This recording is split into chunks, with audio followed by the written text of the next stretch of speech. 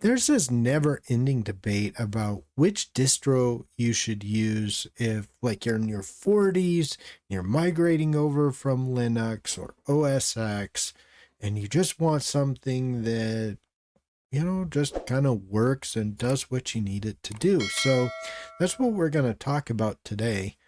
I've been using Linux for over 15 years. I migrated over primarily from OS X, but I also have a pretty extensive Windows background as well.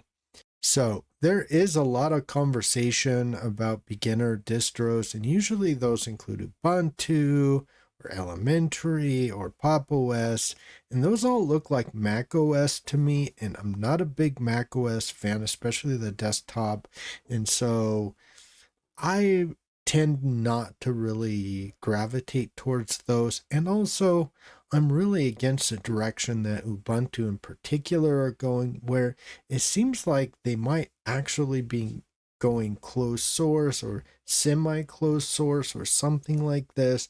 It's really just, I don't know, really confusing the direction they're going.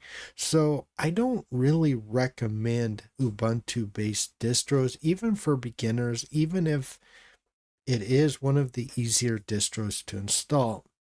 So I'm going to just kind of talk about where people normally come from.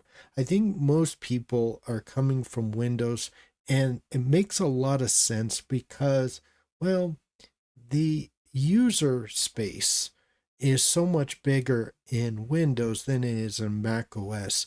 And so there's a lot more representation. So naturally, more people are going to be migrating from Windows to Linux than Mac OS. But I do think it is possible to migrate from Mac OS as well. I think the first thing you should probably talk about is, what are your needs? Like, what do you need when it comes to your computer? Do you need to surf the web, edit your photos, do social media stuff? What are your needs specifically? Do you need note taking apps? I think that's pretty much the crux. And if you just need basic computer functionality, surfing the web, word processor, something to edit your photos with, to connect to your cell phone and that sort of thing, I'm thinking you're probably going to want something maybe Debian based or even like quasi Ubuntu based. So I would recommend probably MintOS. That's with the Cinnamon desktop. That's a really great option for a lot of people in their 40s who just want their computer to work and have basic functionality. Q4OS is another great option. This one looks just like Windows 98. I actually really enjoy using this distro, every time I take a look at it. MX Linux is a little bit more modern, and you have the desktop of your choice. There's many desktops you can choose from. Their flagship is the XFCE version, but you'll probably want to take the panel from the side, put it on top. But other than that, I think it's a really good, solid first choice. Another one, though, if you're going Arch based, there's a lot of really good first distros that are Arch based. One of them I'm not going to mention is Manjaro, because I don't personally believe, this is just my belief. I'm not attacking the developers of Manjaro. I'm not attacking the project itself. I just don't think having separate repos apart from the Pacman repos is a good way forward. And so I will never actually recommend that distro, but there are some Arch-based distros that I would gladly totally recommend. And one of them is Accretion OS. I actually interviewed one of the developers last week. I had the whole team in the chat. We had a great time. I'll leave you a link to that video in the section below. And I'm also going to be interviewing the whole team this Wednesday, April 2nd, 2025. And 4 p.m. Eastern Standard Time. So, you be on the lookout for that. We're going to have a great time. I would be more than happy to have anybody who wants to participate in this. Okay. Another distro that I fully recommend for beginners would probably be like Endeavor OS. It's another Arch-based distro. I think those are good first distros, especially when you just need, just basic functionality. An Arch-based distro that I will never recommend for a first distro, but I do like, is Arco Linux. And it's just because it's just too confusing. If you go on the page, you're just going to get confused. And I would actually say before you actually try Arco Linux, you should try it in a virtual machine first and, kind of figure it out, because that website is just way too complicated for everyone. So I honestly, every time I download from like, what was it, like, like the L section or the D section or whatever, they all seem to be the same to me. I don't know what the difference is. Eric Du Bois has been around for a while. I really like his work, but his website is just way too confusing for me. So I don't recommend that as a first distro, but if you try, some, distros out of his from a, inside a virtual box and figure out what you like, and then you can, install your distro from there. I think that's a perfectly reasonable way forward. Although I do know some people who have, tried Arco Linux as their first distro, and I usually, whenever I install Arch Linux these days, I usually go with Arco Linux. But I would definitely take a look at Accretion OS personally as a first distro. And the reason why is that one of the main developers is actually a Gen Xer, so he's kind of feeling your pain. All right, the next section is if you're a gamer, right? If gaming is your thing, right? Which it's a lot of people's thing. And there are only two distros that really, really pop up for me. That is Garuda and Bazzite. Garuda is Arch-based, Bazzite is Fedora-based, and Bazzite is one of those distros that you have to check out if you're into gaming, and especially if you have an NVIDIA graphics card. But Garuda also has really good, support for NVIDIA graphics cards. Pop! OS is another one that's actually kind of good. That's kind of like a distant third, but it's still pretty good, I think.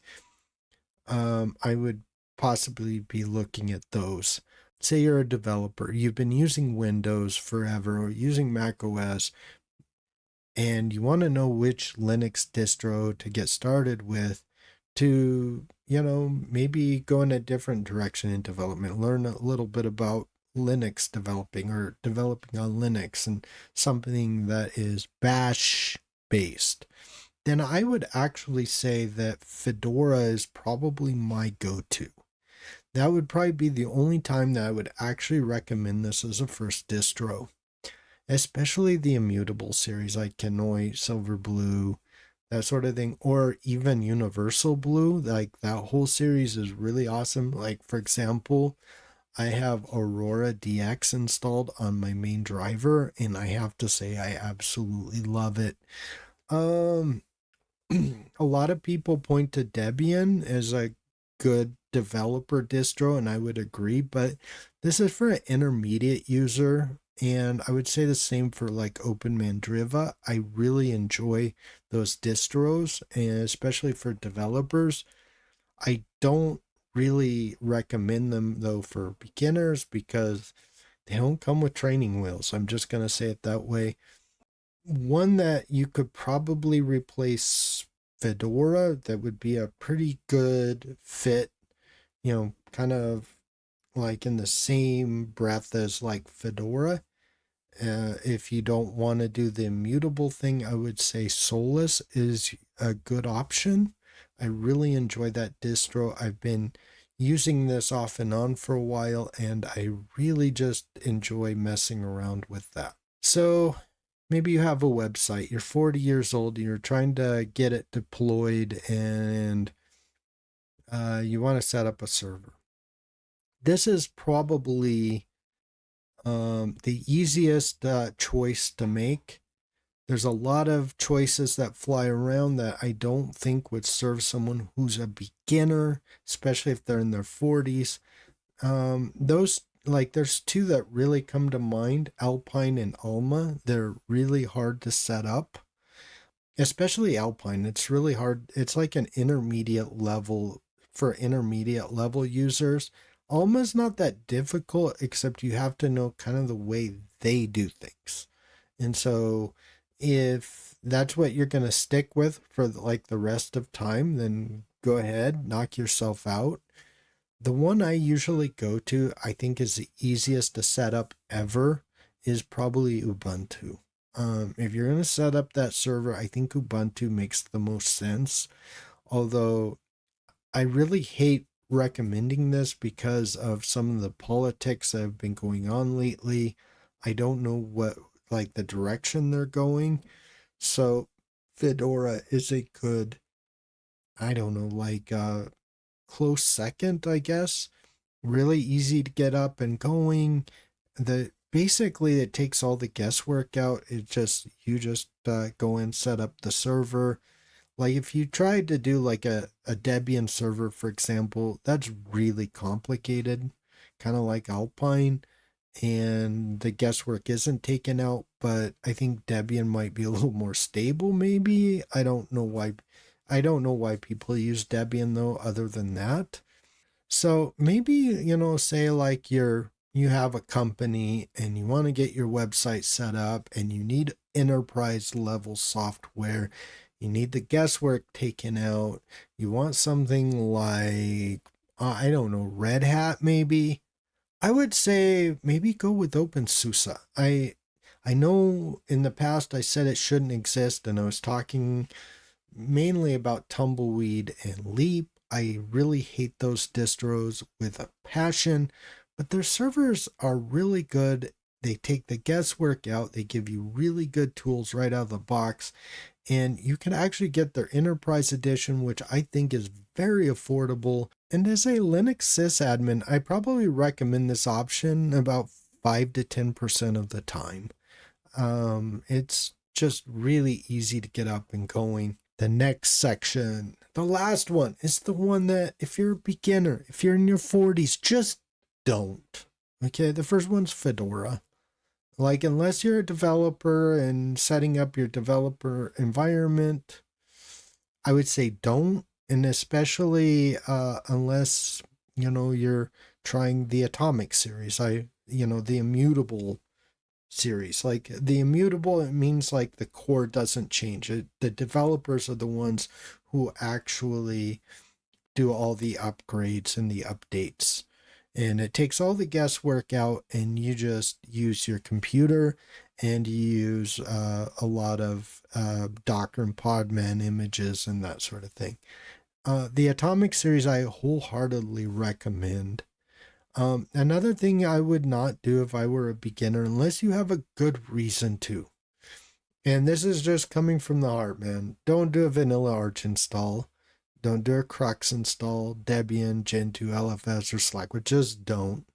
Debian, I'll tell you something that most people think Debian is beginner friendly because it's easy enough to kind of get like a skeleton version of Debian up and running, and it works pretty good.